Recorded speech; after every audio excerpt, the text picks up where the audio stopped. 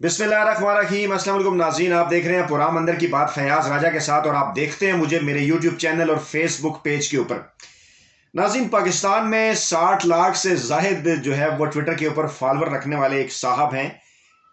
एक नाम नहाद सीनियर सहाफ़ी और कॉलम निगार और एंकर जो है वो उन्हें जाना जाता है या वो खुद को गर्दानते हैं। उनकी दी हुई जो अक्सर खबरें हैं वो झूठी और गलत साबित होती हैं, मगर वो इस पर माजरत भी नहीं करते, माफ़ी भी नहीं मांगते। अभी चंद रोज पहले की बात है कि ईरान और चीन के दरमियान जो है वो एक मुलाकात हुई ईरानी और चीनी रहनुमाओं की। तो वहां पर एक बात जो है वो ईरानी रहनुमाओं ने भारत के हवाले से की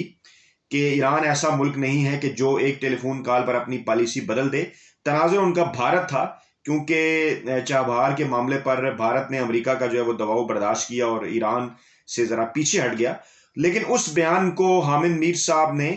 जो है वो एक ऐसा बयान करार दिया जो कि चीन ने दिया है और पाकिस्तान के खिलाफ दिया है, और उसके ऊपर फिर एक तंजिया जो है वो ट्वीट भी उन्होंने किया, लेकिन वो बाद में गलत भी साबित हुआ और उसकी उन्होंने माफ़ी नहीं मांगी। लेकिन दूसरी तरफ मामला ये है, दूसरी तरफ सूरत हाल ये है कि नौजवान जो यूट्यूबर्स हैं, जो बड़ी मेहनत से जो है वो सहाफ़त कर रहे हैं, बड़ी मेहनत से खबरें जो है वो आप तक पहुँचाते हैं, और इन मेहनती रिपोर्टर्स को जो है वो एक माफिया जो है उसने टीवी चैनल्स के ऊपर आने से रोक रखा है, टीवी चैनल की स्क्रीन जो है वो देने से रोक रखा है। तो ये फील्ड के अंदर अपनी मेहनत करते हैं, आप तक जो है वो हकाइक पहुंचाते हैं। इसमें काफ़ी सारे हमारे जो हैं वो दोस्त अहबाब शामिल हैं। इसमें सदीक जान साहब हैं, इसमें ईसा नकवी साहब हैं, इसमें अदील वड़ाइच हैं, इसमें फ़हीम अख्तर हैं। काफ़ी सारे लोग हैं जिनके नाम मैं नहीं भी ले पा रहा। बड़ी मेहनत से जो है वो ये सारे दोस्त काम करते हैं और आप तक जो है वो अपनी खबरें पहुंचाते हैं। लेकिन हामिद मीर साहब ने अपने कालमों के अंदर और इसके साथ साथ अपने ट्विटर अकाउंट के जरिए भी ये झूठ फैलाना शुरू किया हुआ है कि इन सब कामों के ये जो है वो अपना फर्ज समझ कर करते हैं, फील्ड के अंदर से सच्ची खबरें लाकर आपको दिखाते हैं। वो हामिद मीर साहब का, क्योंकि ये खबरें जो है वो हामिद मीर साहब का झूठ साबित करती हैं, तो वो उनका हामिद मीर साहब का अपने कालमों के जरिए ये एक प्रोपेगेंडा है कि इनको इमरान खान हुकूमत जो है वो पे करती है या पैसे देती है। गोया उनको ये कहना है कि अगर किसी की खबर किसी के हक में जा रही है तो वो हुकूमत जो है वो उसको पे कर रही है या हुकूमत उसको दे रही है। उनके उसी फार्मूले को सामने रखते हुए हमने कुछ सवालात जो है उठाए हैं इस थंबनेल के ऊपर। वो सवालात आपको उस वक्त समझ आएंगे जब हम आपको उनके कुछ कालमों के इक्तबास जो है वो आपको पढ़कर सुनाएंगे। तो ज़रा गौर से सुनिएगा। कुछ कालमों के इक्तबास मैं आपके सामने पेश कर रहा हूँ। 15 अक्टूबर 1999, उससे पहले 12 अक्टूबर 1999 को जनरल मुशर्रफ मार्शल लगा चुके थे, पाकिस्तान में नवाज शरीफ को हटा चुके थे। हामिद मीर मौसूफ फरमाते हैं, मगरबी हुकूमतें और मगरबी ज़राए इब्लाग नवाज शरीफ हुकूमत के खिलाफ पाकिस्तानी फौज के इकदाम को गैर कानूनी करार देने में मसरूफ़ हैं, लेकिन साथ ही साथ बादल नाख्वास्ता एतराफ़ करने पर मजबूर हैं कि फ़ौज के गैर आनी इक़दाम पर पाकिस्तान के किसी कोने में कोई एहतजाज नहीं हुआ, बल्कि लोगों ने नवाज शरीफ हुकूमत की बरतरफी पर मिठाइयाँ तकसीम की। आगे फरमाते हैं, मैं ये बड़ा अहम बात है, बड़ा अहम जुमला। आगे फरमाते हैं, मैं ज़ाती तौर पर आइन और पार्लियामेंट को बरकरार रखे जाने का हामी हूँ, लेकिन मुझे तस्लीम है कि आम आदमी को आइन और पार्लियामेंट से कोई दिलचस्पी नहीं। आम आदमी सियासतदानों के एहतसाब, करप्शन के खात्मे और अमरीका की इक़्तिसादी और सियासी गुलामी से निजात चाहता है। लिहाजा खतरा मौजूद है कि असम्बली के अंदर से लाई जाने वाली तब्दीली को अवाम में ज्यादा पजीराई हासिल ना होगी। कुछ लोग उस वक्त बात कर रहे थे कि जनरल मुशर्रफ साहब जल्दी चले जाएं और असम्बली के अंदर से वो तब्दील लाएं। हामिद मीर जो है उसकी मुखालफत कर रहे हैं। फरमाते हैं, आम लोगों का कहना है कि फौज जिस आइन को बरकरार रखने के लिए सदर ताड़र और चीफ जस्टिस सैयदुज़्ज़मान सिद्दीकी की खिदमत में अर्जदास्तें पेश करती रही, इस आइन से हमें कोई हमदर्दी नहीं, क्योंकि इसी आइन के तहत हासिल इख्तियारात ने नवाज शरीफ को एक आमर बना दिया था। राय आमा को सामने रखकर मौजूदा सूरत हाल का तजिया किया जाए तो यह नजर आता है कि आइन में कुछ तरमीम और इजाफा नागुज़ीर हो चुका है, और इस मकसद के असूल के लिए अबूरी हुकूमत के तहत नए इंतखाबात का रास्ता भी इख्तियार किया जा सकता है।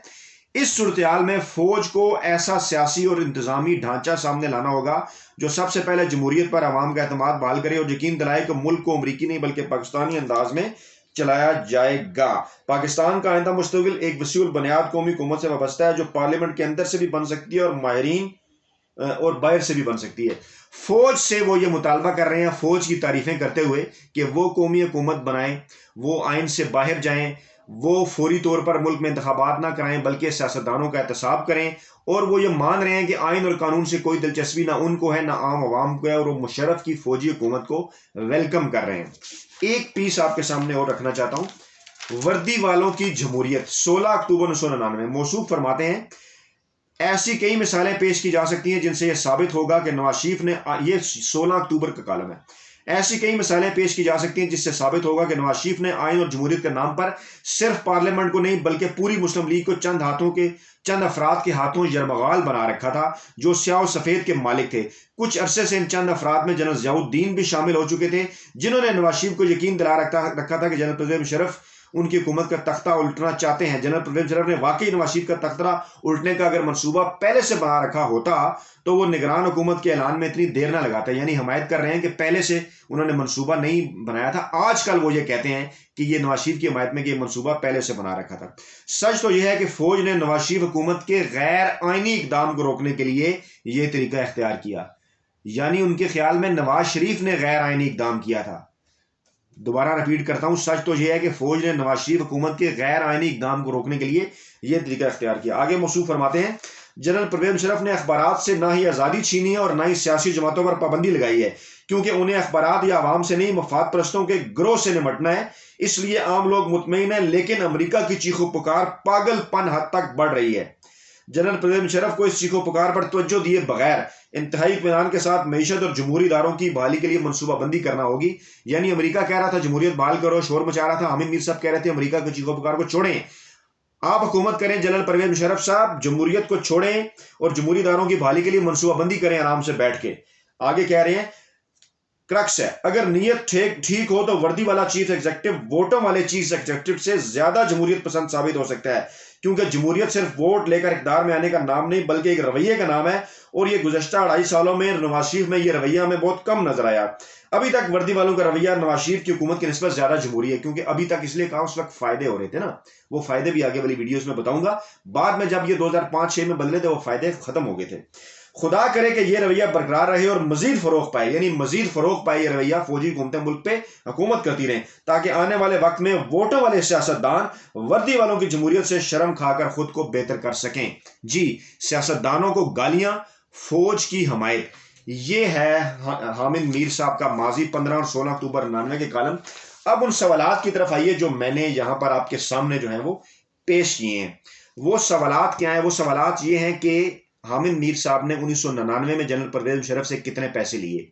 یا نواز شریف نے 2019 میں حامد میر کو کتنے میں خریدا۔ میں الزام نہیں لگا رہا، میں سوال اٹھا رہا ہوں، کیونکہ آپ کا خود یہ کہنا ہے اپنے کالموں کے اندر، آپ یہ فرماتے ہیں کہ ہم یوٹیوبرز جو ہیں وہ حکومت سے پیسے لیتے ہیں، تو پھر اسی فارمولے کے تحت جب آپ جنرل مشرف کی تعریف کر رہے تھے تو یقیناً آپ نے ان سے کوئی پیسے لیے ہوں گے، یقیناً آپ نے ان سے کوئی فائدہ اٹھایا ہوگا، جو مالی بھی ہو سکتا ہے، جو صحافتی بھی ہو سکتا ہے، اور کسی جگہ نوکری حاصل کرنے کا بھی ہو سکتا ہے۔ اگر اسی فارمولے کو آگے رکھا جائے تو 2019 میں آج جو ہے وہ آپ جرنیلوں کی، مشرف کی جو ہے وہ مخالفت کر رہے ہیں، ان پر تنقید کر رہے ہیں، اور آپ نواز شریف کی حمایت کر رہے ہیں، ان کو آپ قائد جمہوریت مانتے ہیں، رہبر انقلاب مانتے ہیں، تو اس کا پھر یہی مطلب ہے آپ کے فارمولے کے تحت کہ اب نواز شریف نے آپ کو خریدا ہوا ہے، اب نواز شریف نے آپ کو پیسے دیے ہوئے ہیں۔ یہ ہم نہیں کہہ رہے، ہم یہ سوالات اٹھا رہے ہیں آپ کے اسی فارمولے کے تحت جو فارمولہ آپ نے